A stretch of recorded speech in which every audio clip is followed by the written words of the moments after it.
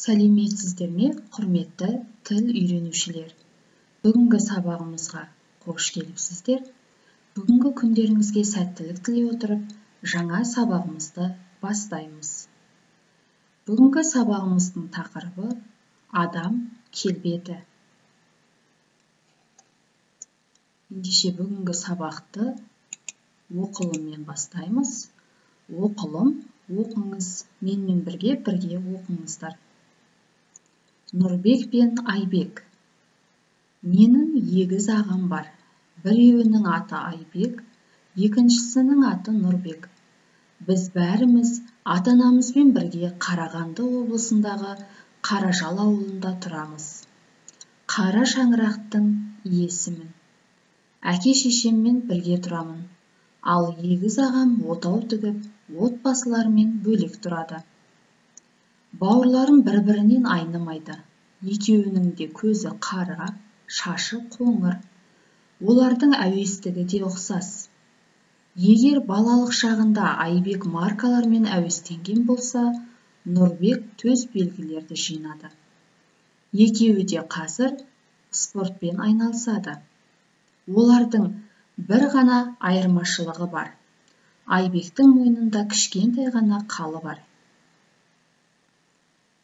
Бірінші болып дүниеге келген Нұрбек, 10 минуттан кейін дүниеге Айбек келді. Қазір олардың жасы 28-де. Егіз бауырлар өздері туралы талай қызықты әңгімелер айтады. Егіздердің біреуі ауырса, екіншісі де ауырып қалады екен. Бір қызығы, олардың тістерінің де орналасуы бірдей. Соңғы жылдары бір-бірімізге қатты ұқсаймыз. Бұрын мен толықтау, ал Нұрбек арық еді. Қазір бірдейміз.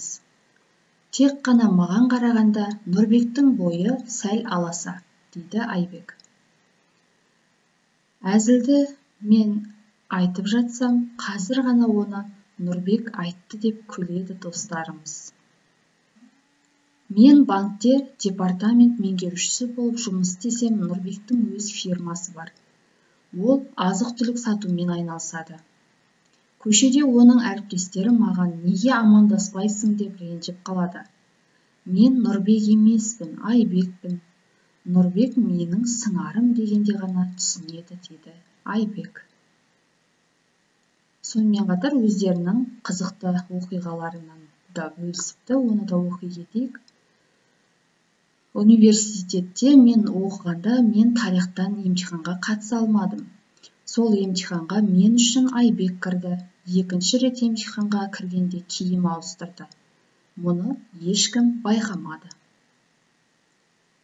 Бұл Нұрбектің айтқаны. Айбектің әңгімесін естейік.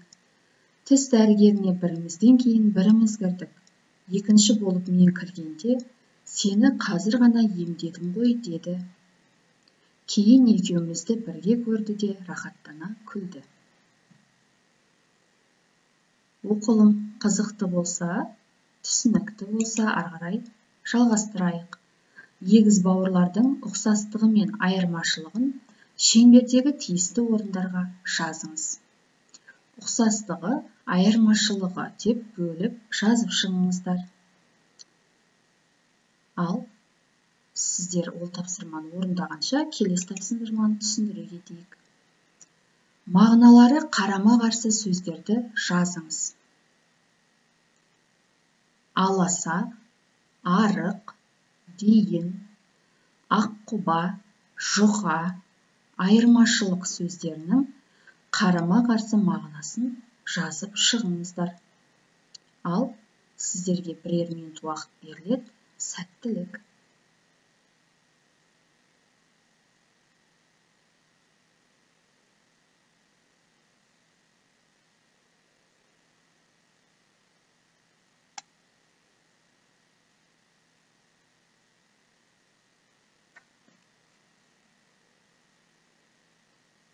Орындап болсаңыздар бірге тексерейік.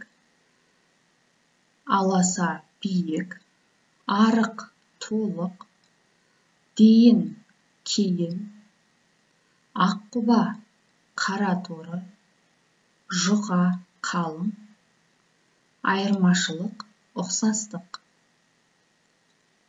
Қарама-қарсы мағынасы осылай болады. Сіздер де дәл осылай орындадыңыздар деген ойдамын. Жарайсыздар. Ары қарай сабағымызды жалғастырайық. Ережемен танысыңыз. Дан, ден, тан, тен, кейін, соң. Бұл кейін, соң сөздері, жалғаулықтары шығыс септікті меңгеретін септеуліктер. Ал дан, ден, тан, тен бұл шығыс септігінің жалғаулары. Енді бұларды ажырату үшін біз тапсырма орындайық. Шығыс септік жалғауын жалғаңыз. Сөйлемдердегі бос орындарды тиісті жалғаулармен толықтырып шығамыз. Ал сіздерге тапсырма қиын болмайды деген ойдамын. Сәттілік.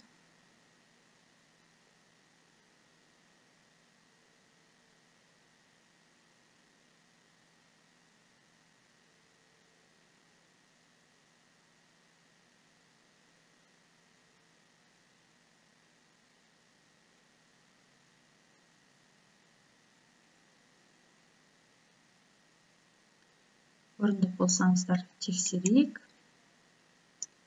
Емтиханнан соң сен қайда барасың? Ұзын бойлы жігіттен кейін тұрған қыз менің әріптесім. Егіз ұлдарымнан кейін кенже қызым бар. 3 сағаттан соң келіп тұрсың ба? Бассейннен кейін біз үйге барамыз. Кеңсеге 21 қыркүйектен кейін келіңіз. Өздеріңіз байқағандай, асты сызылған жалғауларды біз жалғадық. Осыған қарап, дұрысын белгілеп алыңыздар. Тексеріп алыңыздар өздеріңіздікін. Ал ары қарай жалғастырайық сабағымызды. Дұрысын таңдап, сөйлемді толықтырыңыз. Дейін, бері, бастап, кейін, соң. Осы сөздерді пайдаланып, берілген 11 сөйлемді толықтырып шығуымыз қажет. Ал сіздерге тағы да уақыт беріледі, сәттілік. Кейін бірге тексеретін боламыз.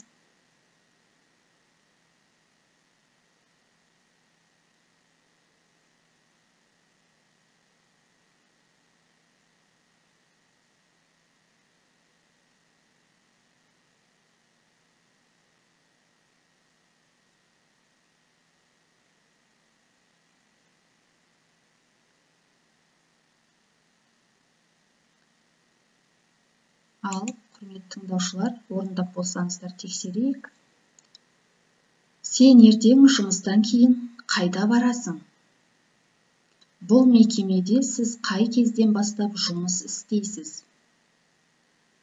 1-ші курстан бері ол тек 5-ке оқыды. Түскі тамаққа дейін дүкен аралайық. Осы оқиғадан соң мен бәрін білдім. Театрдан кітапханаға дейін 1 шақырым. Түске дейін де, түстен кейін де үйде боламын. Олар Талдықорғанда 2012 жылдан бері тұрып жатыр. Көктемнен бастап менің бетімде секпіл пайда болды. Сіз банкке дейін қайда жұмыс істедіңіз?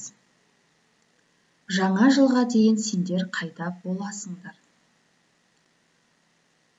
Асты сызылған сөздер бұл дұрысы. Мен сіздерге дұрысын көрсетіп отырмын. Соған қарап тексеріп алыңыздар. Сіздерде осылай орындадыңыздар деген ойдамын. Жарайсыздар. Құрметті тыңдаушылар, сонымен бүгінгі біздің сіздерге арналған тапсырмаларымыз аяқталды. Ендеше үйге тапсырманы алып алыңыздар. Сіздің өміріңізде егіздерге қатысты қызықты оқиғалар болды ма? Болса, кішігірім әңгіме құраңыз және шығыс септік жалғаулар арқылы жасалған 10 сөйлем құрап келесіздер. Ал ендеше назар қойып тыңдағандарыңызға рахмет, сау болыңыздар.